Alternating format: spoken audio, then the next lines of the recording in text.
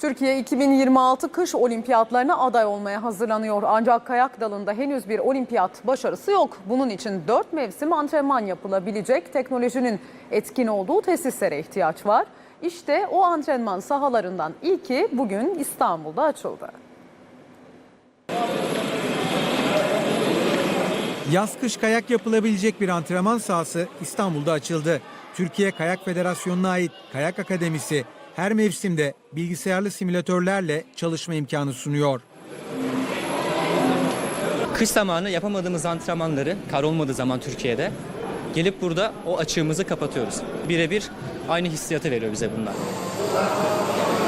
Hissederek kayma diyoruz biz buna. Burada insanlara sıfır baştan başlayıp kayağı öğretmek, kayağı sevdirmek ve bunu ilerletmesi için bir amaç olarak edindiğimiz bir makine. 17 yaşındaki Aydan Karakulak Avrupa Gençlik Olimpiyatlarında bronz madalya kazandı. Hedefi olimpiyatlarda dereceye girmek.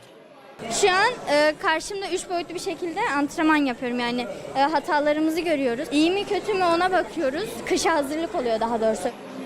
Türkiye'nin kayak dalında olimpik bir başarısı yok. Nedenlerden biri de kilometrelerce kayak yapıp tüfekle ateş ettiğiniz biatlondaki gibi çalışma yeri azlığı. Tüfeği eve götüremiyoruz zaten. Sadece milli takım kamplarında kullanabiliyoruz. O yüzden bu tesisin gerçekten çok faydalı olacağını düşünüyorum. Türkiye Kayak Federasyonu'nun amacı 4 milyon kayakçıya ulaşmak. Dağı şehre getirdik. Artık insanlarımız dağa gitmeden 12 ay kayak öğrenebilecekler. Şimdi yurt dışında şampiyon kayakçılar herhalde aman. Tamam. Kaza var, problem yok.